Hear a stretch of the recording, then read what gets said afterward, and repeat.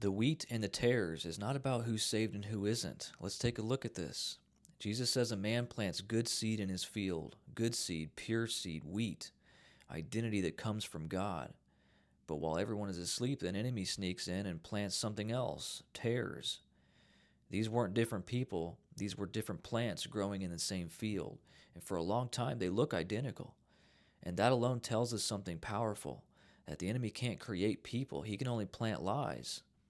He can't change who you are. He can only try to grow something next to who you are, something that looks like you, feels like you, acts like you, but it's not you. And then the workers say, "Do you want us to rip the tares out?" And the master says, "No, because if you do that, you might destroy the wheat too." So, in other words, the things growing in you or growing around your heart that are not from God have intertwined themselves with the things that are from God. So, ripping them out too early could wound your heart. So God waits, not because he's distant, but because he's gentle. He waits until the wheat, your true identity, grows strong enough to stand on its own. He waits until you're rooted, until you know who you are, until truth outweighs the lie. And then Jesus says the tares are gathered first, meaning the false things go before the true things. But now here's the part we've misunderstood. The tares are thrown into the fire, but the people aren't.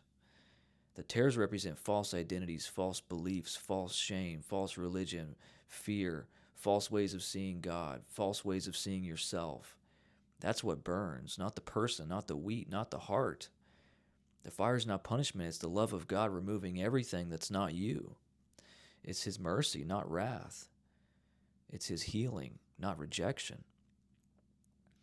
Because the tired, fearful, confused tares inside your soul were never part of you. They were planted by someone who had no authority to try to shape your identity. And Jesus is revealing something so comforting here, that God will not let the lies stay in you forever. He will separate them from you. And when his love burns through your life, it's not to destroy you, it's to set you free. The wheat and the tares is not about who goes to heaven or who goes to hell. It's about what God removes and what God restores. It's about identity and awakening. It's about the Father refusing to lose the wheat, the real you, no matter how many tares grew up around your heart. Because the lies burn, the wounds burn, the shame burns, the false self burns away, but the beloved child of God remains.